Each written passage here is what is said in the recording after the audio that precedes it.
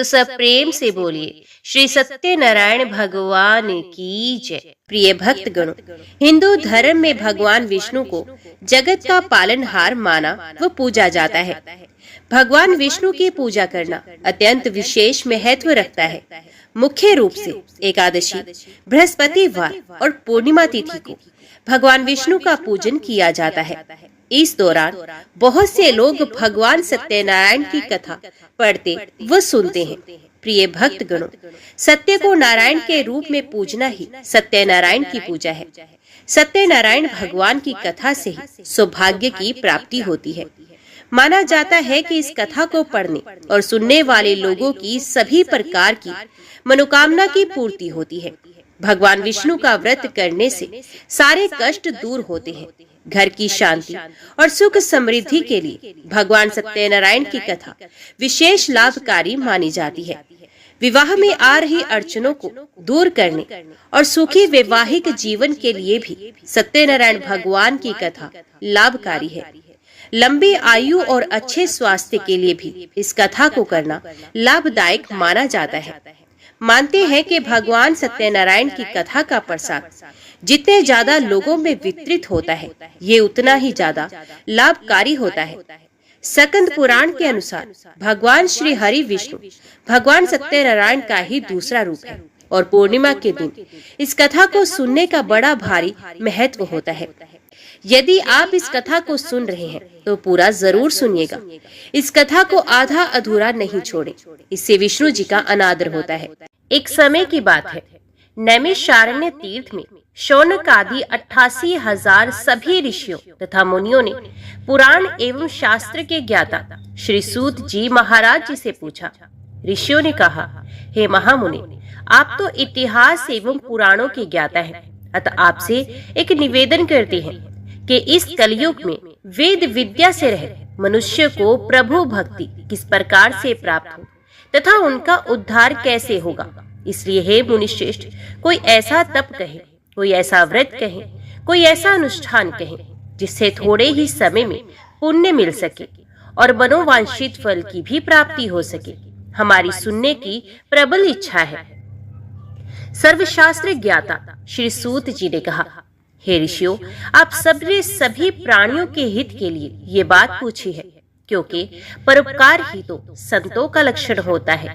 इसलिए उस श्रेष्ठ व्रत को आप लोगों से कहूंगा जिस व्रत को नारद जी ने भगवान कमलापति से पूछा था। एक समय योगी राज नारद जी दूसरों के हित की इच्छा से अनेक लोकों में घूमते हुए मृत्यु लोक में जा पहुंचे। वहां अनेक योनियों में जन्मे प्राणी अपने कर्मों के द्वारा अनेकों दुखों से पीड़ित थे। ऐसा देखकर नारद जी ने मन में विचार किया कि किस यत्न से इन प्राणियों के दुख का नाश हो सके। ऐसा मन में विचार कर वे विष्णु लोक को चले गए। वहां श्वेत वर्ण और 4 भुजाओं वाले सबके आधार भगवान नारायण को देखा, जिनके हाथों में शंख, चक्र, गदा और पद्म तथा गले में वनमाला सुशोभित थी। नारद जी ने श्री विग्रह के दर्शन कर सुंदर स्तुति करने लगे। नारद जी ने कहा, हे भगवान, आप अत्यंत शक्ति से संपन्न हैं। मन तथा वाणी भी आपको नहीं पा सकती। आपका आदि मध्य अंत भी नहीं है। निर्गुण स्वरूप सृष्टि के आदिभूत एवं भक्तों के दुखों को नष्ट करने वाले भी आप ही हैं। हे भगवान, मेरा नमन स्वीकार कीजिए। नारद जी की स्तुति सुनकर भगवान नारायण ने नारद जी से पूछा। श्री भगवान ने कहा, हे मुनिश्रेष्ठ, आपके मन में क्या है? आपका यहाँ किस काम के लिए आगमन हुआ है? निसंकोच कहो, मैं सब कुछ बताऊंगा। नारद जी ने कहा, हे प्रभु, मृत्यु लोक में प्राय अपने अपने पाप कर्मों के द्वारा विभिन्न योनियों में उत्पन्न सभी लोग अनेक प्रकार के दुखों से दुखी हो रहे हैं। हे नाथ, यदि आप मुझ पर दया रखते हैं तो बतलाएं कि उन मनुष्यों के सब दुख थोड़े ही प्रयत्न से कैसे दूर हो। भगवान श्री हरि ने कहा, हे नारद, मनुष्यों की भलाई के लिए आपने बहुत ही अच्छी बात पूछी है। जिस व्रत के करने से प्राणी मोह से मुक्त हो जाता है, सो मैं उस महान शक्तिशाली व्रत को कहता हूँ। श्री सत्यनारायण भगवान का व्रत महान पुण्य देने वाला तथा स्वर्ग एवं मृत्यु लोक में अत्यंत दुर्लभ है। श्री सत्यनारायण जी का व्रत पूर्ण विधि विधान से करने पर मनुष्य मृत्यु लोक में सुख भोग कर अंत में शरीर छोड़कर मोक्ष को पा लेता है। भगवान के श्रीमुख से वचन सुनकर नारद जी ने पूछा, हे प्रभु, सत्यव्रत का फल क्या है? क्या विधान है? किसने सत्यव्रत को किया है तथा किस दिन सत्यव्रत को करना चाहिए? सविस्तार से हमारी सुनने की अभिलाषा है। श्री भगवान ने कहा, नारद, दुख शोक आदि को दूर करने वाला, धन धान्य को बढ़ाने वाला, सौभाग्य तथा संतान को देने वाला, सभी स्थानों पर विजय श्री दिलाने वाला, भक्ति और श्रद्धा के साथ किसी भी दिन मनुष्य श्री सत्यनारायण भगवान की कथा शाम के समय ब्राह्मणों एवं बंधुओं के साथ धर्म परायण होकर पूजा करे। भक्ति भाव से स्वाया मात्र में नैवेद्य, केले का फल, घी, दूध और गेहूं का चूर्ण लेवे। गेहूं के अभाव में साठी का चूर्ण, शक्कर तथा गुड़ ले और सब भक्षण योग्य पदार्थ एकत्रित करके भगवान सत्यनारायण को अर्पण करना चाहिए। बंधु बांधवों के साथ श्री सत्यनारायण भगवान की कथा सुनकर ब्राह्मणों को भोजन कराए एवं दक्षिणा देकर संतुष्ट करे। तदुपरांत बंधु बांधवों सहित स्वयं भी भोजन करे। नृत्य गीत आदि का आचरण कर श्री सत्यनारायण भगवान का स्मरण कर रात्रि व्यतीत करे। इसी तरह से व्रत करने पर मनुष्यों की सभी इच्छाएं निश्चय ही पूर्ण होती हैं। विशेष कलिकाल में मृत्यु लोक में यही इच्छा पूर्ति एवं मोक्ष का सरल सा उपाय है। सूत जी बोले, हे द्विजों, जिसने पहले समय में इस व्रत को किया है उसका इतिहास कहता हूँ, उसे ध्यान से सुनो। एक सुंदर काशीपुरी नाम की नगरी में एक अति निर्धन ब्राह्मण रहता था। वे ब्राह्मण भूख और प्यास से व्याकुल हुआ नित्य ही पृथ्वी पर भ्रमण करता था। ब्राह्मणों से प्रेम करने वाला भगवान श्री विष्णु जी ने ब्राह्मण को दुखी देखकर बूढ़े ब्राह्मण का रूप धारण कर उसके पास जाकर आदर पूर्वक पूछा, हे विप्र, नित्य दुखी होकर पृथ्वी पर क्यों घूमते हो? हे श्रेष्ठ ब्राह्मण, वे सब मुझसे कहो, मैं सुनना चाहता हूँ। ब्राह्मण ने कहा, हे प्रभु, मैं बहुत ही निर्धन हूँ, भिक्षा के लिए ही पृथ्वी पर घूमा करता हूँ। हे भगवान, आप इस निर्धनता, इस दरिद्रता से छुटकारा दिलाने वाला कोई उपाय जानते हो तो कृपा पूर्वक बताइए। वृद्ध ब्राह्मण रूपधारी भगवान श्री विष्णु जी ने कहा, हे ब्राह्मण देव, भगवान सत्यनारायण मनोवांछित फल देने वाले हैं, इसलिए हे विप्र, तुम सत्यनारायण भगवान का व्रत एवं पूजन करो। सत्य व्रत करने से मनुष्य सभी दुखों से मुक्त हो जाता है। ब्राह्मण को यत्न पूर्वक व्रत का संपूर्ण विधान बताकर बूढ़े ब्राह्मण का रूप धारण करने वाले सत्यनारायण भगवान वहीं पर अंतर्ध्यान हो गए। जिस व्रत को वृद्ध ब्राह्मण ने बताया है उस व्रत को मैं निश्चय ही करूंगा। ये निश्चय कर निर्धन ब्राह्मण को रात्रि में नींद ही नहीं आई।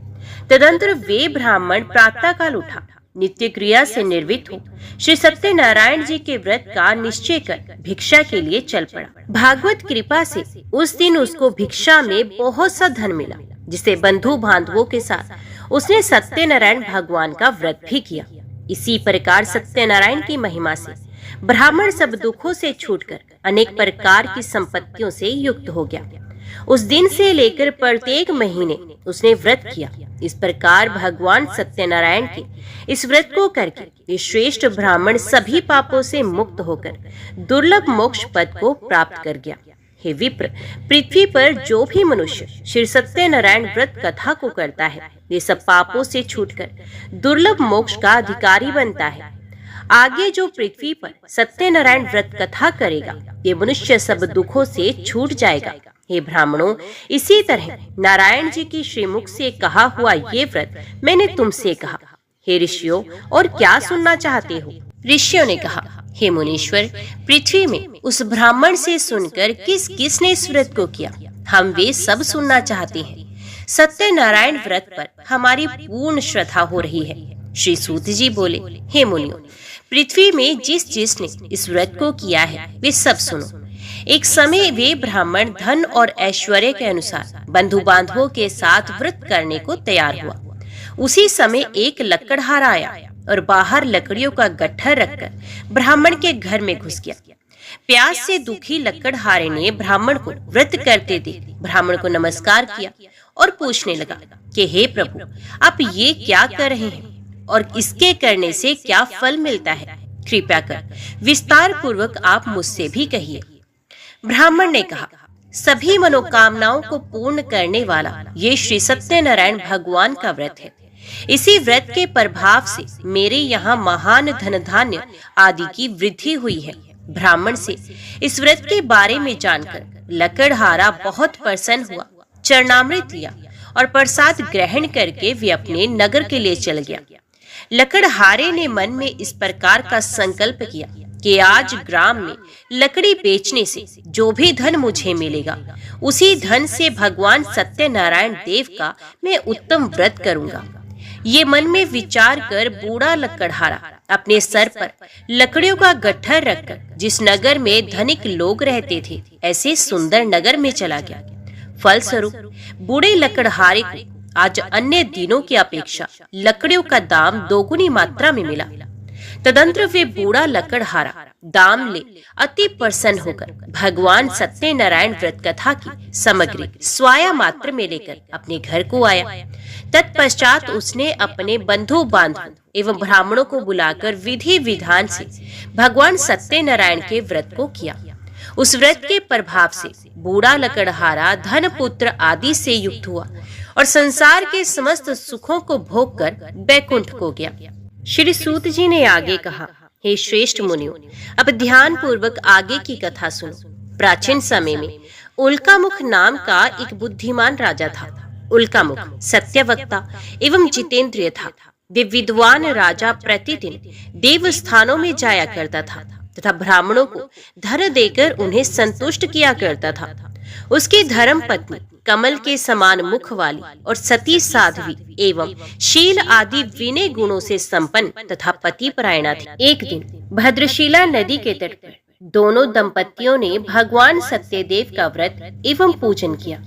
जिस समय राजा अपने परिवार के साथ व्रत एवं पूजन कर रहे थे, उसी समय वहां पर एक साधु वैश्य आया।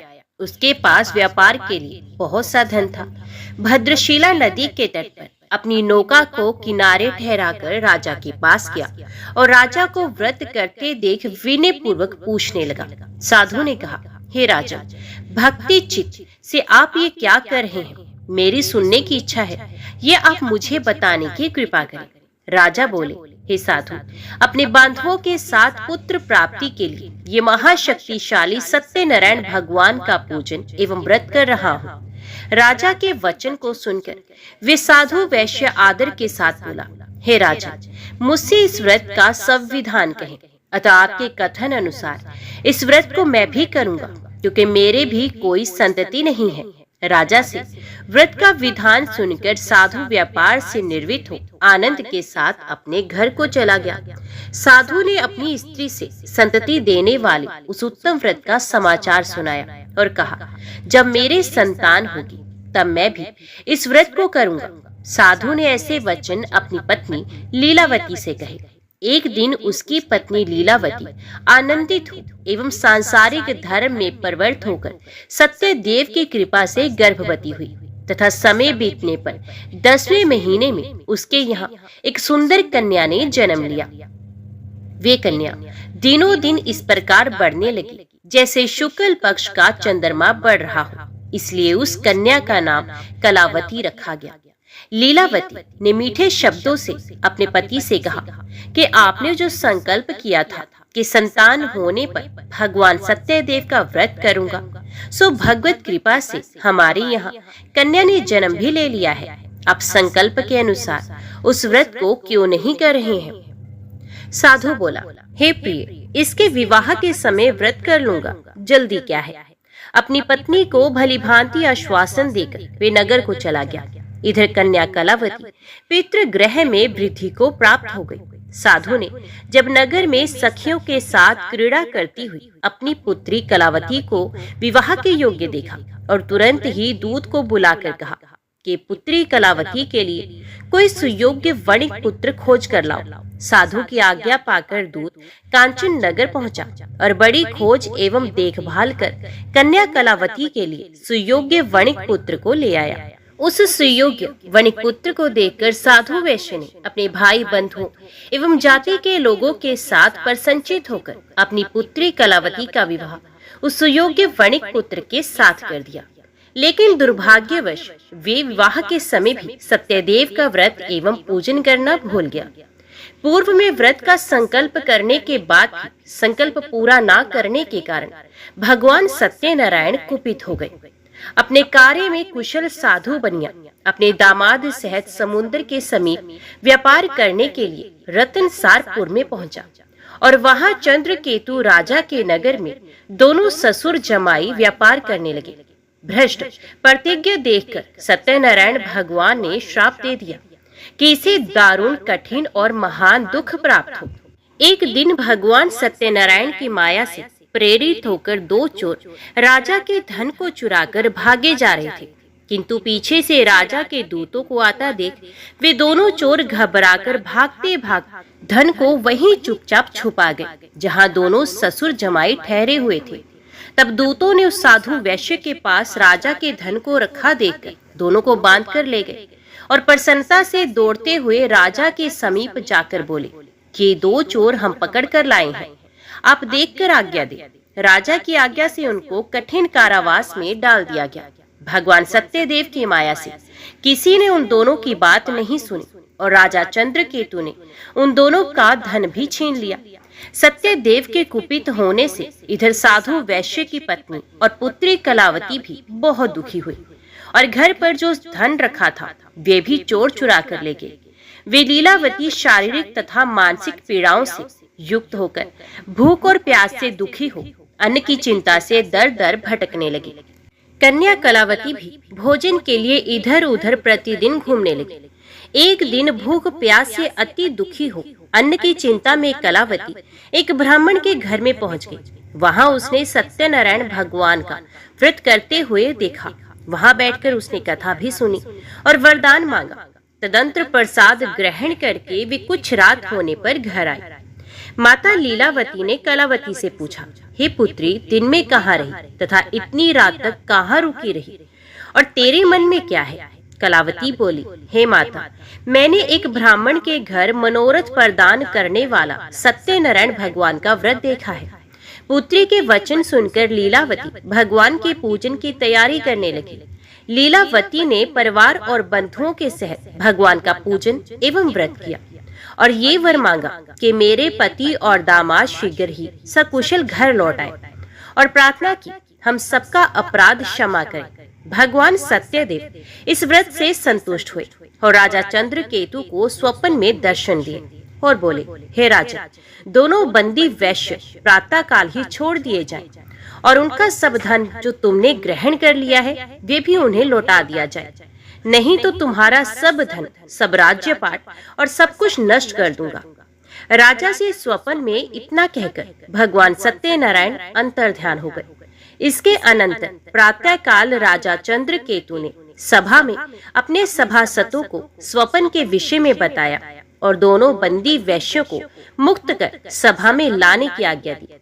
राजा की आज्ञा पाकर राजकोष दोनों महाजनों को बंधन से मुक्त कर राजा के सामने लाकर विनय पूर्वक कहने लगे, हे महाराज, बेड़ी बंधन से मुक्त करके दोनों वणिक पुत्र लाए गए हैं।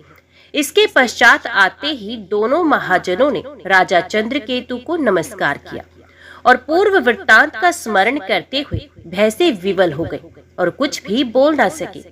राजा चंद्रकेतु ने वणिक पुत्रों को देखकर मीठे वचनों से उनका आदर पूर्वक कहा, हे महानुभावों, आप लोगों को भाग्यवश ऐसा कठिन दुख प्राप्त हुआ है, अब कोई भय नहीं। ऐसा कहकर उन दोनों को वेणी खुलवाकर शौर कर्म करवाया और नए नए वस्त्र आभूषण देकर तथा आदर के साथ सामने बुलाकर वाणी द्वारा अत्यधिक आनंदित भी किया। उनका जितना धन लिया था उसे दोगुना करके वापस दिया। राजा ने पुनः उनसे कहा, साधु, अब आप अपने घर को जाएं।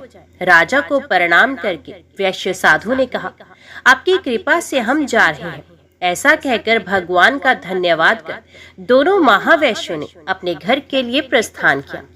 श्री सूत जी बोले, वैश्य ने मंगलाचार और ब्राह्मणों को धन देकर अपने नगर की यात्रा आरंभ की और उनके थोड़ी दूर पहुंचने पर भगवान सत्यनारायण की साधु की सत्यता की परीक्षा लेने के लिए जिज्ञासा करते हुए दंडी का वेश धारण कर सत्यनारायण भगवान ने उनसे पूछा, हे साधु, आपकी नाव में क्या भरा है? अभिमानी वणिक हंसता हुआ अवहेलना पूर्वक बोला, हे दंडे, आप क्यों पूछते हैं? क्या कुछ द्रव्य लेने की इच्छा है? मेरी नाव में तो बेल तथा पत्ते आदि भरे हैं। वैश्य की ऐसी निष्ठुर वाणी सुनकर भगवान ने कहा, तुम्हारा वचन सत्य हो। ऐसा कहकर दंडी सन्यासी का रूप धारण किए हुए सत्यनारायण भगवान वहां से चले गए और कुछ दूर जाकर समुद्र के किनारे बैठ गए। दंडी के चले जाने पर वैश्य ने नित्य क्रिया करने के पश्चात नाव को जल में ऊपर की ओर उठी हुई देखकर अत्यंत आश्चर्य में पड़ गया तथा नाव में बेल आदि देखकर मूर्छित हो जमीन पर गिर पड़ा। फिर मूर्छा खुलने पर बहुत शोक करने लगा। तब उसके दामाद ने इस प्रकार कहा, अब शोक ना करें, ये दंडी का श्राप है, अतः उनकी शरण में चलना चाहिए, तभी हमारी मनोकामना पूरी होगी, क्योंकि वे चाहे तो सब कुछ कर सकते हैं, इसमें कोई संशय नहीं। दामाद के वचन सुनकर वे साधु वणिक दंडी स्वामी जी के पास जा पहुंचा। अत्यंत भक्ति भाव से प्रणाम करके बोला, मैंने जो आपसे असत्य वचन कहे थे उसके लिए क्षमा कीजिए। ऐसा कहकर महान शोकातुर होकर रोने लगा। तब दंडी भगवान बोले, हे मूर्ख, रो मत, मेरी बात सुनो। मेरी पूजा से उदासीन होने के कारण तथा मेरी आज्ञा से बार बार तुम्हें दुख प्राप्त हुआ है। भगवान की ऐसी वाणी सुनकर साधु वणिक उनकी स्तुति करने लगा। साधु ने कहा, हे भगवान, ये आश्चर्य की बात है कि आपकी माया से मोहित होने के कारण ब्रह्मा आदि देवता भी आपके रूप और गुणों को ठीक रूप से नहीं जान पाते। फिर मैं अज्ञानी आपकी माया से मोहित होने के कारण कैसे जान सकता हूँ? आप प्रसन्न होइए, मैं सामर्थ्य के अनुसार आपकी पूजा अवश्य करूंगा। मैं आपकी शरण में आया हूँ।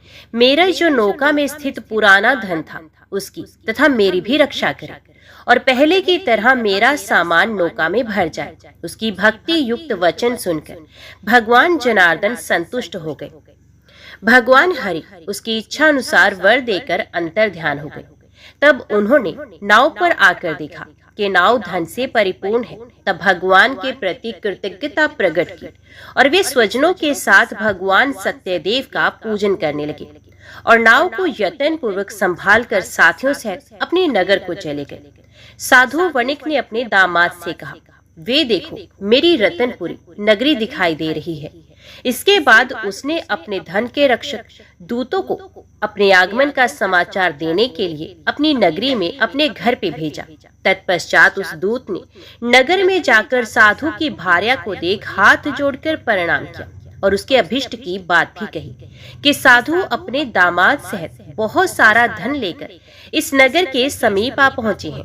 ऐसा वचन सुनकर लीलावती ने बड़े हर्ष के साथ सत्यदेव का पूजन कर पुत्री से कहा, मैं अपने पति के दर्शन करने जा रही हूँ, तुम कार्य पूर्ण करके शीघ्र आ जाना। माता का ऐसा वचन सुनकर कलावती व्रत को समाप्त करके प्रसाद छोड़कर पति के दर्शन के लिए चली गई। प्रसाद की अवज्ञा के कारण सत्यदेव फिर से रुष्ट हो उनके पति को नाव सहित पानी में डुबो गए। तत्पश्चात कलावती अपने पति को ना देखकर रोती हुई महान शोकातुर होकर जमीन पर गिर गई। इस तरह नौका को डूबा हुआ तथा कन्या को रोता हुआ देख साधु दुखित हो मन में विचार करने लगा, ये क्या आश्चर्य हो गया।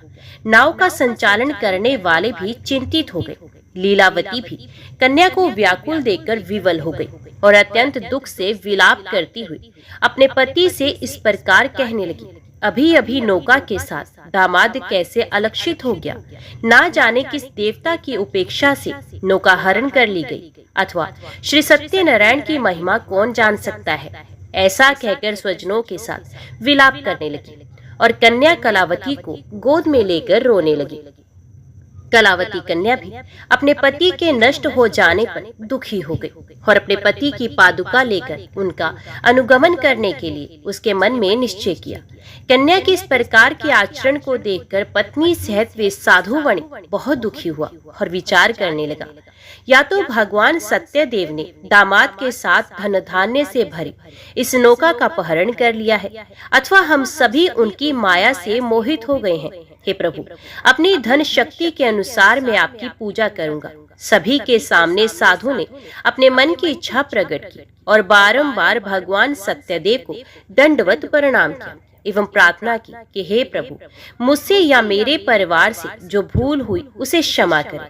उसके दीन वचन सुनकर भगवान दीनानाथ को दया आ गई और आकाशवाणी के द्वारा कृपा पूर्वक बोले, हे साधु, तेरी कन्या ने मेरे प्रसाद को छोड़कर अपने पति को देखने चली आई थी। निश्चय ही यही कारण है कि उसका पति दिखाई नहीं दे रहा है। यदि घर जाकर प्रसाद ग्रहण कराए तो तुम्हारी पुत्री निश्चित रूप से पति को प्राप्त कर सकती है, इसमें संशय नहीं।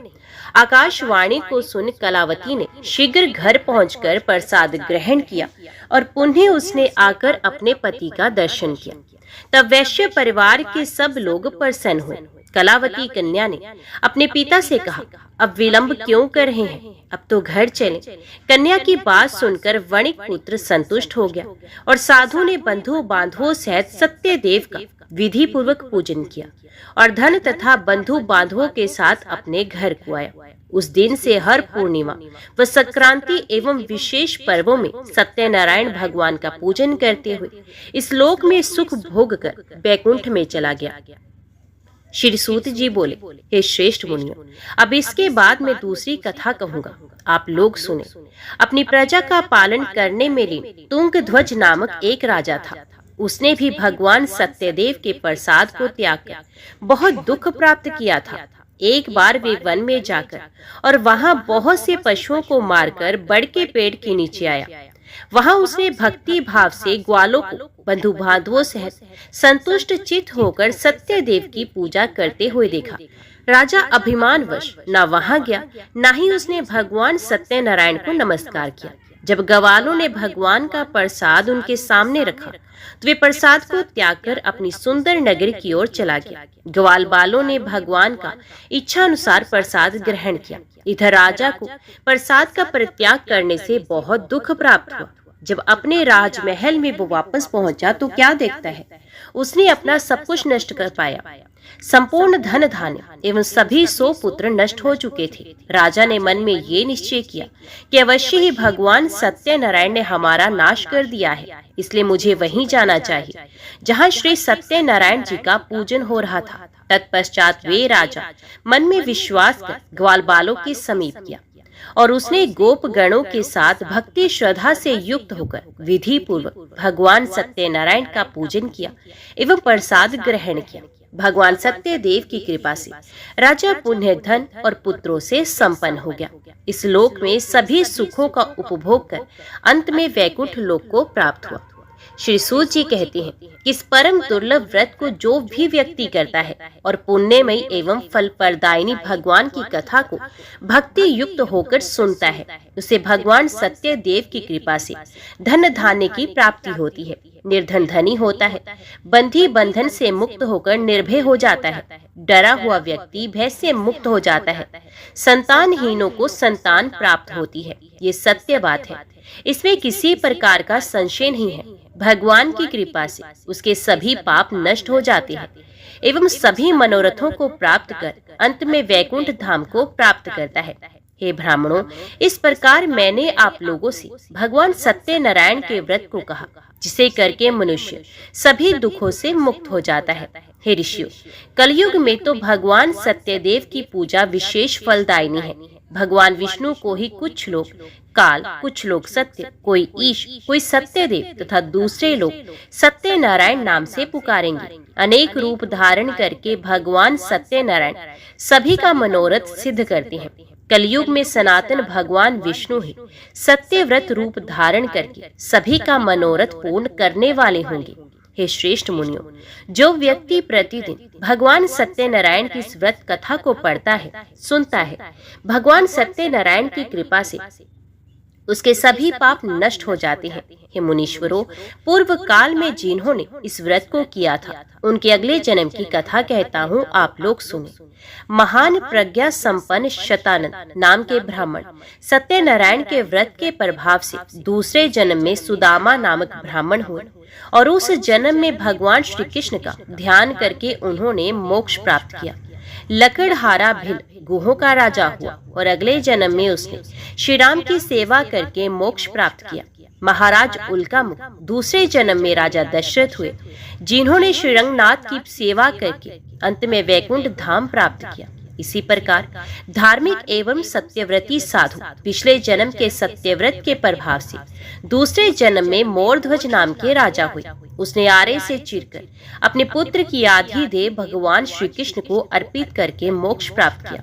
महाराज तुंगध्वज जन्मांतर में स्वयंभू मनु हुए और भगवत संबंधी संपूर्ण कार्यों को भक्ति पूर्वक अनुष्ठान करके वैकुंठ लोक को प्राप्त हुए। जो गोपगण थे वे सब जमांतर में ब्रजमंडल में निवास करने वाले गोप एवं ग्वाल बाल हुए और श्री कृष्ण की सन्निधि पाकर एवं राक्षसों का संहार करके उन्होंने भी भगवान का शाश्वत धाम गोलोक धाम प्राप्त किया। तो बोलो श्री सत्यनारायण भगवान की जय। अभी श्रवण कीजिए श्री सत्यनारायण भगवान जी की आरती। जय लक्ष्मी रमणा स्वामी, जय लक्ष्मी रमणा। सत्यनारायण स्वामी, सत्यनारायण स्वामी, जनपातक हरणा। ओम जय लक्ष्मी रमणा। रतन जड़ित सिंहासन अद्भुत शविराजे, नारद करत निरंजन घंटा ध्वनि बाजे। ओम जय लक्ष्मी रमणा। प्रगट भये कलि कारण द्विज को दर्श दियो, बूढ़ो ब्राह्मण बनकर कंचन महल कियो। ओम जय श्री लक्ष्मी रमणा। दुर्बल भील कठारो जिन पर कृपा करी, चंद्रचूड़ एक राजा जिनकी विपत्ति हरी। ओम जय लक्ष्मी रमणा। वैश्य मनोरथ पायो श्रद्धा तज दीनी, सो फल भोग्य प्रभु जी फिर अस्तुति कीन्ही। ओम जय लक्ष्मी रमणा। भाव भक्ति के कारण छिन छिन रूप धरियो, श्रद्धा धारण कीन्ही तिनको काज सरियो। ओम जय लक्ष्मी रमणा। ग्वाल बाल संग राजा वन में भक्ति करी, मन वांछित फल दीनो दीन दयालु हरि। ओम जय लक्ष्मी रमणा। चढ़त प्रसाद सवायो कदली फल मेवा, धूप दीप तुलसी से राजी सत्य देवा। ओम जय लक्ष्मी रमणा।